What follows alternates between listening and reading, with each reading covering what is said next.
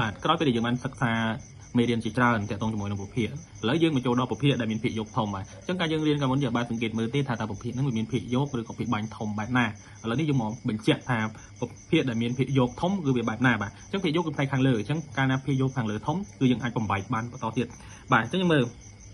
ប្រភេទនេះតាមរូបភាពកន្លែងនេះគឺ8ភាគ8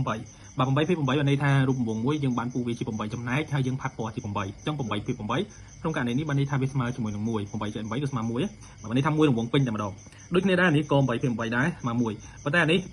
បានន័យថាយើងផាត់ពណ៌1ចំណែកនៅលើ8ចំណែកបាទយើងផាត់ពណ៌1ចំណែកនៅលើ8ចំណែកបាទក្រោយពេលដែលយើងបូកបញ្ចូលគ្នាមើលរង្វង់ទាំងអស់ហ្នឹងណាយើងឃើញថាការផាត់ពណ៌របស់យើងអានេះគឺមាន8ចំណែកបាទអានេះគឺមាន8ចំណែកហើយអានេះ1ចំណែកទៀតនៅពេលដែលយើងបូកបញ្ចូលគ្នាយើងឃើញថា8 2 16 16បូក1វាទៅជា17អញ្ចឹងបូកភាគគឺបូកភាគយកនិងភាគយកភាគបាញ់រក្សានៅដដែលអញ្ចឹងយើងបូកទៅឃើញ17នៅលើ8បាទខាងក្រោមយើងរក្សានៅដដែលបាទតាមលំនាំហ្នឹងគឺយើងអាចស្រាវបញ្ជាក់បានថាកន្លែង8លើ8នេះគឺមានតម្លៃស្មើ1បាទហើយដូចគ្នាដែរ1ហើយកន្លែង1នៅលើ8នេះគឺជាការផាត់ពណ៌1ចំណែក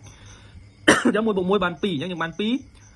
បូកជាមួយនឹង1ភាគ8អញ្ចឹង2បូកជាមួយ1ភាគ8នេះគឺយើងអាចសរសេរជាចំនួនចម្រុះបែបនេះបានបាទនេះថាវាមានសញ្ញាគុណកន្លែងនេះណាបើសិនជាវាមានសញ្ញាគុណបានន័យថានឹងគឺជាប្រមាណវិធីគុណចំនួនគុណជាមួយនឹងភាគប៉ុន្តែវាអត់មានវិធីគុណទេអត់មានសញ្ញាគុណទេអញ្ចឹងកន្លែងនេះគឺជាចំនួនចម្រុះបានន័យថា2ចំណែកបូកបន្ថែមជាមួយនឹង1នៅលើ8បាទអញ្ចឹងយើងបូកអាហ្នឹងទៅយើងអាចដោះស្រាយបានអាហ្នឹងគឺត្រូវយក2គុណនឹង8បូក1លើ8អញ្ចឹងយើងបំបែកចំនួនបែបហ្នឹងបានន័យថាកាលណាចំនួនទាំងឡាយណាដែលប្រភេទដែលមានភាគយកធំ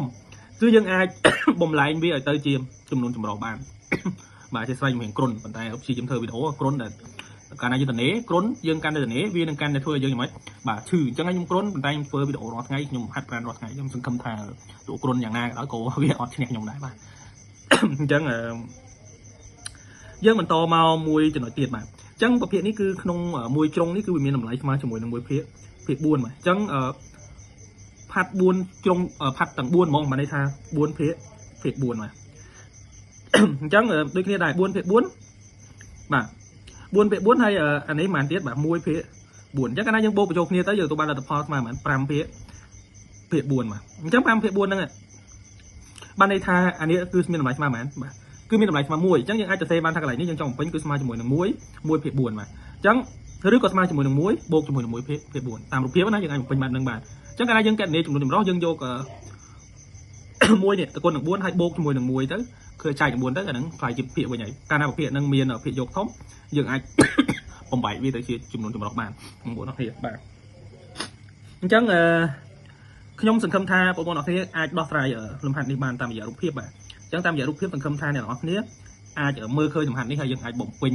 បានផងដែរបាទអញ្ចឹងខ្ញុំមានអីច្រើនទេបាទអរគុណច្រើនជម្រាបលាហើយយើងជួបគ្នានៅវីដេអូក្រោយ